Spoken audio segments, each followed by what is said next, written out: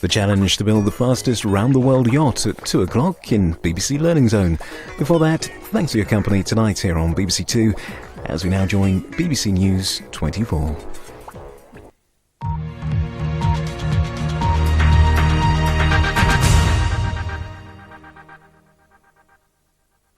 Some here say Iran's Islamic revolution has actually been good for the community. It's made the synagogue the main focus of Jewish social life and forced even the minorities to become more religious. But still, most Muslims in Iran know very little about the Jews who live amongst them, and that ignorance can make it easy to manipulate public opinion. There's a lot of propaganda across the country. Iranian television news and films mix the concept of Judaism and Zionism. Ordinary people are made to believe that all Jews are responsible for the policies of Israel. These films on Iranian television are negative influences on society.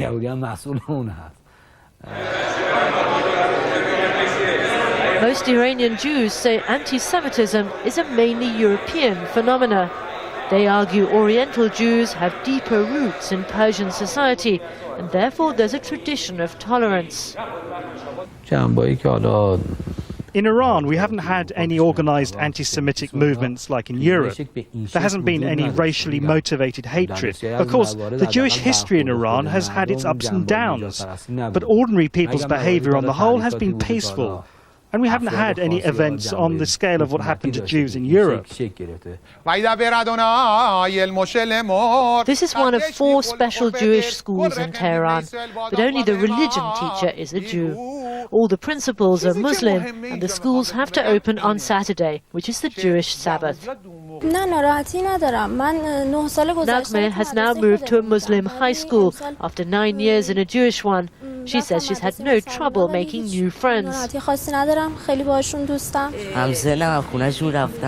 Elias says he has Muslim neighbors and they play together and help each other with their homework. But he's not allowed to eat in Muslim houses because their food is not kosher. Jews are not eligible for jobs in the army, and under Iranian law, if one person in a Jewish family converts to Islam, he inherits all the property. Gone are the days when Jews couldn't get passports to travel abroad, but still there is prejudice. But if you want to know what's really bothering Jewish people here, the best place to go is one of the kosher butcher's shops. There are only 6 left in Tehran. Just as much as the rabbi, the butcher listens to everyone's problems and offers free advice.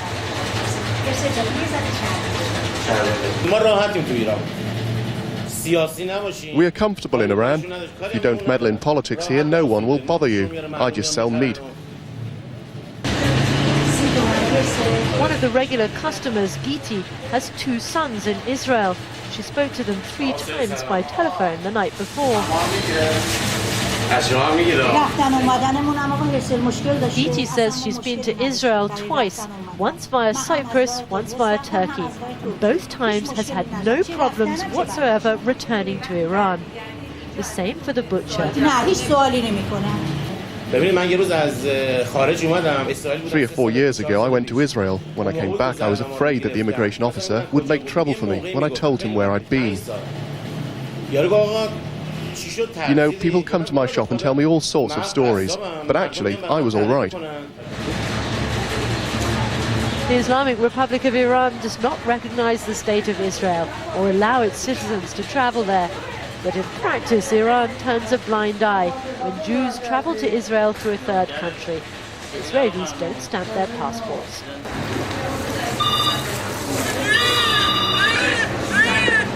Controversially, this modern hospital in Tehran receives funds from the Jewish diaspora. This in a country where being on the payroll of foreigners is tantamount to treason. It's one of only 4 Jewish charity hospitals worldwide. And bizarrely, it recently received a financial donation from the office of President Mahmoud Ahmadinejad. The hospital director is Jewish and gave up a lucrative job in a government hospital to serve here. He could easily go abroad, but he's determined to stay put. We are Iranian. We are living in Iran for more than 3,000 years. I can speak in English, but I only can think in Persian. Iran is my native country. Persian is my native language. I'm not going to leave. I would stay in Iran in any condition. What about your future? Do you think that you will remain in Iran? Our condition is not so bad that we must immigrate from Iran. I do not want to be a refuge in the best part of the world. I want to be an Iranian, lives in my country, even in very bad condition. Traditionally, Jews in Iran have practiced medicine over the centuries. It's become a positive point of interaction with the Muslim community. Doctors here don't ask the religion of their patients, but these days just a handful are Jewish. They help poor Muslim families get medical treatment, the staff working for a fraction of the pay they'd receive elsewhere. Muslims, Christians and Jews share the loneliness of old age in this old people's home run by the Jewish community in Iran. Since the Islamic Revolution, huge numbers of young, educated Iranians have gone to the West. It's a familiar refrain, irrespective of the religion. The old prefer to stay in Iran, closer to their memories of the past. A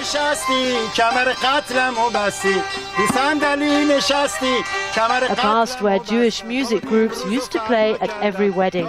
Now this is the last one left in Tehran.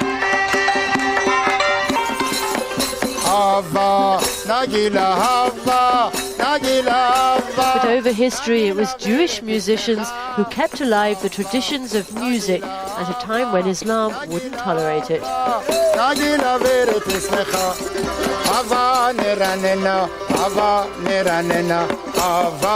Those Jews who remain in Iran are the ones determined to stay, no matter the pressures, just as proud of their Iranian culture as of their Jewish identity.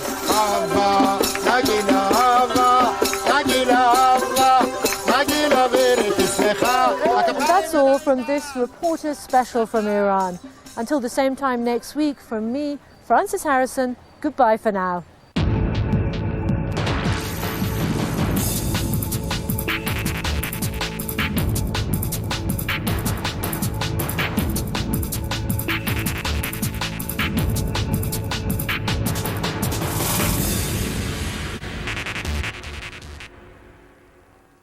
Good morning. The weather's looking fairly settled for the next 2 days, and certainly today in the Sunshine West will be best for sunshine and feeling warm with highs of 17 or 18 degrees. Let's take a tour then. This is 8 o'clock this morning. A great start across much of Wales, but western parts will see some sunshine as the day wears on. Bit of a great start across Northern Ireland too, so Belfast starting off with cloudy skies and a temperature of 13, but the sun should come out through the day today. And we're looking at fairly misty and foggy conditions across parts of Scotland, particularly the further north and west you are, but through the morning this will gradually clear, brightening up for western parts throughout this afternoon. And a grey start across northern England too, and it's a similar picture further south as well for East Anglia and the southeast of England. A cloudy and grey start to the day, but southern parts of England should see the clouds break, allowing some sunshine throughout this afternoon. And a grey start as well across Devon and Cornwall, but even here too throughout today the clouds should break and some spells of sunshine should start to develop. So west will be best for the sunshine today, more in the way of cloud across central and eastern parts of the UK, then dry and bright on Monday. Goodbye.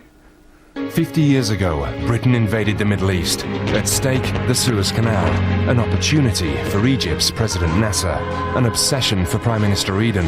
It made one a national disgrace, the other a national hero. Suez, a very British crisis. Monday at 9 on BBC Two.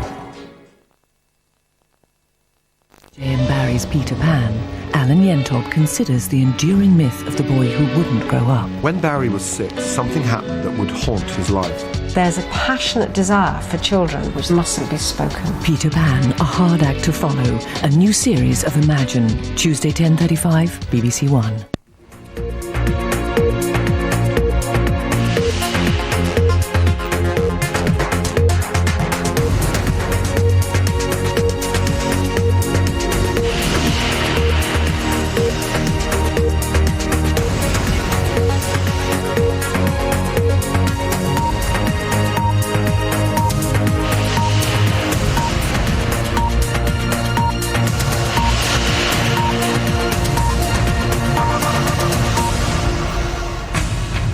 UN Security Council votes in favour of sanctions against North Korea after its reported nuclear test. The incoming UN Secretary-General tells the BBC the resolution is a strong and clear message to North Korea. Sweden's new government in crisis. The trade minister resigns over tax evasion after only a week in office. The Sudanese government and two rebel groups sign a peace agreement ending a decade of civil conflict.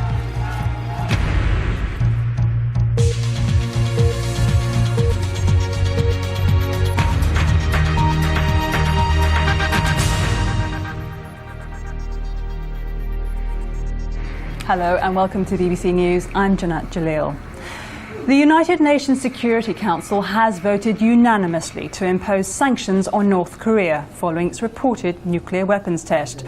President Bush said it showed the world stood united against the communist state's nuclear ambitions. The US drafted resolution demands the elimination of all North Korean nuclear weapons, weapons of mass destruction and ballistic missiles. It calls for an embargo on the sale of major hardware, including tanks, warships and military aircraft to North Korea, and adds that cargo to and from North Korea should be inspected to prevent trade in illegal arms. But in a concession to China and Russia, the resolution specifically excludes the use of military force in imposing the sanctions. Sweden's new Trade Minister, Maria Borelius, is resigning over allegations of tax evasion after just 1 week in office. Mrs. Borelius has acknowledged she hired nannies without paying taxes and employers' fees. Other ministers in the new centre-right government are under pressure after it was revealed that they have failed to pay their television licence fee for many years. The centre-right government of Fredrik Reinfeldt has been in power for only 1 week, but already it is mired in scandals. Mr. Reinfeldt told Swedish radio on Saturday that the Trade Minister, Maria Borelius, has said she would resign after having to admit she paid cash to her children's nannies. On Friday, new allegations emerged over her failure to pay property tax on one of her houses. Earlier, she had admitted to not paying her TV licence fee for many years. Then it emerged that both the Minister of Culture and the Immigration Minister had not paid their TV licence either. And now Swedish voters say they want them both out of the fresh government as well. The leader of the opposition, the former Social Democrat Prime Minister Göran Persson, criticised Mr. Reinfeldt for not having sacked Ms. Borelius himself, but left it to her to make the decision. He also said focus now had to rest on the Minister of Culture and her failure to pay the licence fee. As Minister of Culture, the financing of the Swedish state broadcaster is her responsibility. Lars Bevanger, BBC News, Oslo. The Sudanese government has signed a peace deal with rebels from the east of the country, ending a decade of conflict. The agreement will end a low-level insurgency between the government and two rebel groups. Neighbouring Eritrea hosted the signing ceremony and mediated the accord, which deals with power and wealth sharing. Sealed with a handshake, a peace deal to end 10 years of conflict between Sudan's government and eastern rebels. Hosted and mediated by the Eritrean government in their capital Asmara, these talks lasted 4 months. The final agreement will give rebel leaders ministerial positions in Khartoum and the promise of hundreds of millions of dollars to develop Sudan's east. The head of the Arab League, Amr Moussa, was one of the few representatives of the international community present. The United Nations has been excluded from the latter stages of the discussions, and Sudan's president hailed the deal as Africans solving an African problem without foreign help. With Darfur attracting the attention of the world, the problems of Sudan's east have largely gone unreported. Like the rebels in the west, the Eastern Front complained that their region has been neglected by central government. Their armed conflict has never had the intensity of Darfur, though, with 10 years of attacks limited to oil installations and government targets. This is Sudan's third agreement in less than 2 years. One has brought stability, the other further war. For Africa's largest country, staying at peace with itself is a constant battle. Jonah Fisher, BBC News, Khartoum. NATO says 2 of its soldiers have been killed during an insurgent attack in southern Afghanistan after militants ambushed them with rocket-propelled grenades and gunfire. 3 soldiers were also wounded in the battle in Kandahar province. The nationalities of the soldiers have not yet been released.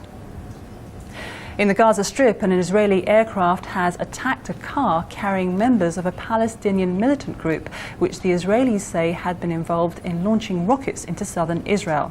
At least 1 man was killed.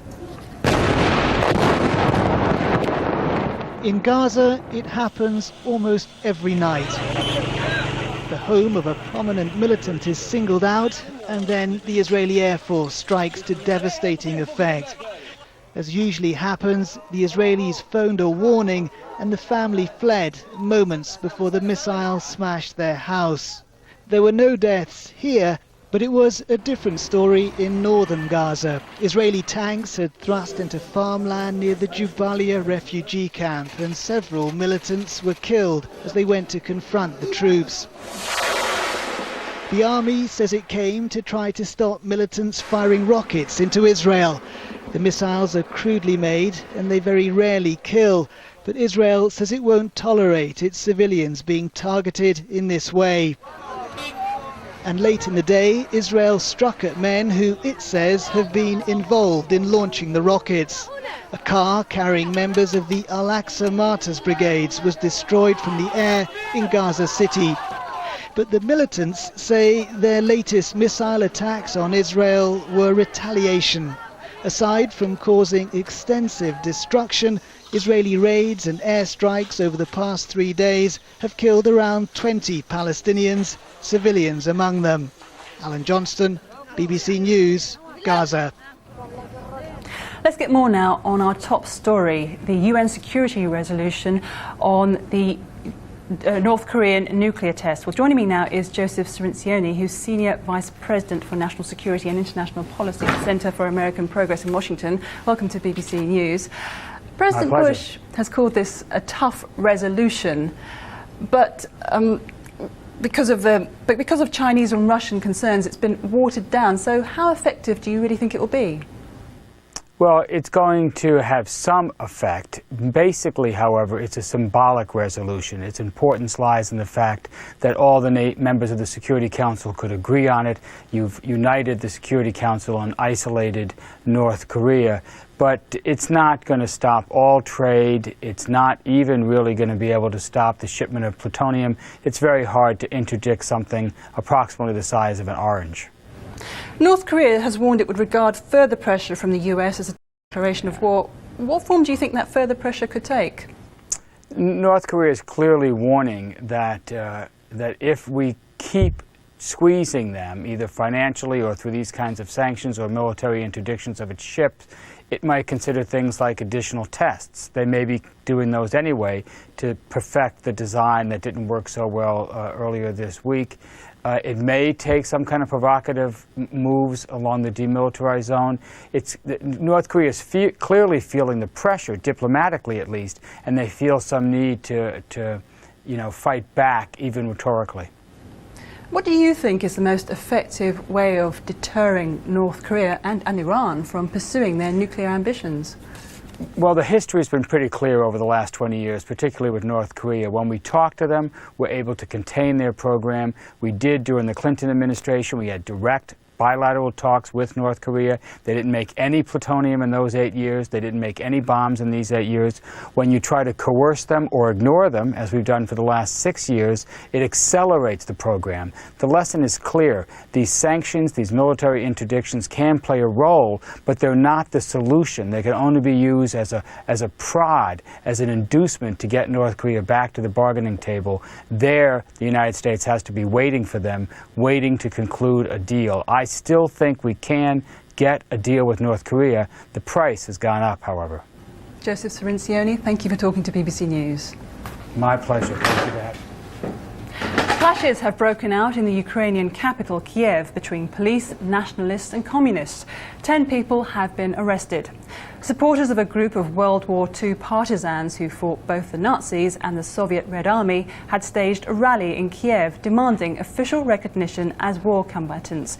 At the same time, several hundred supporters of the Red Army gathered for a counter-protest.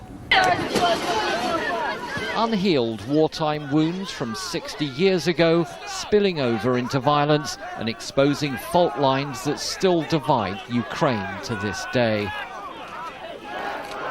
It started with a march and rally by veteran nationalist fighters who'd fought against Soviet rule.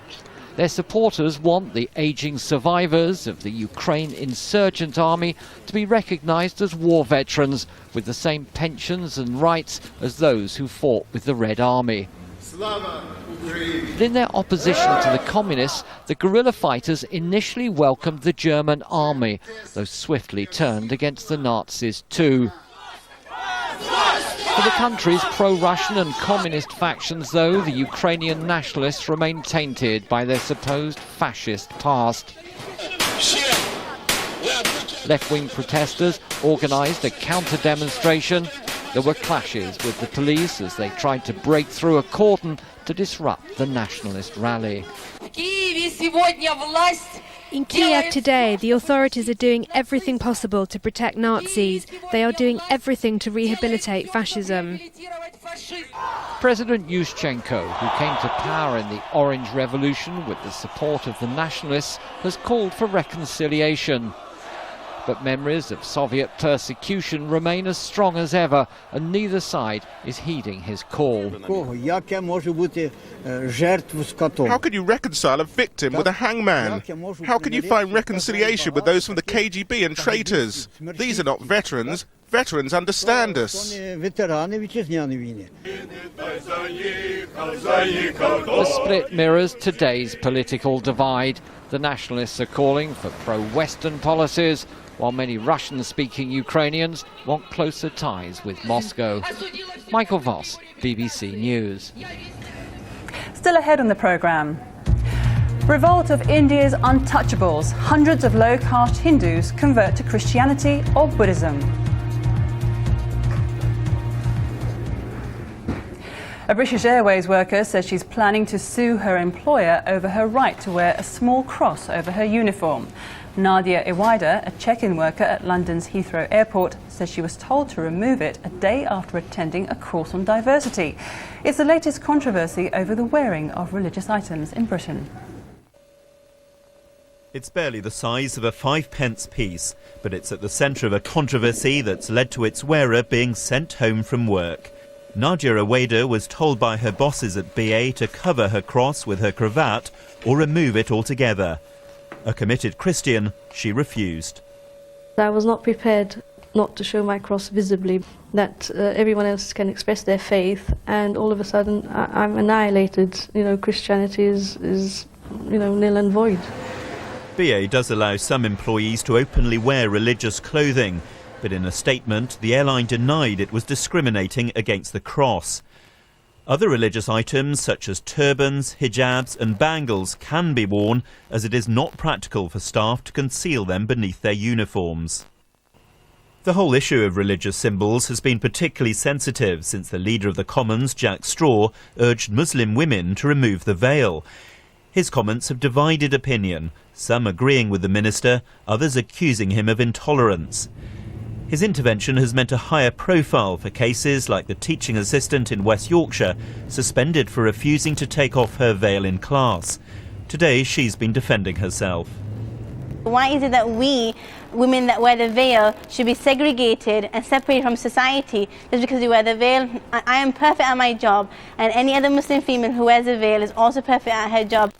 Wearing the veil is their freedom of choice. This is likely to remain a fevered debate, but as today's development has shown, the matter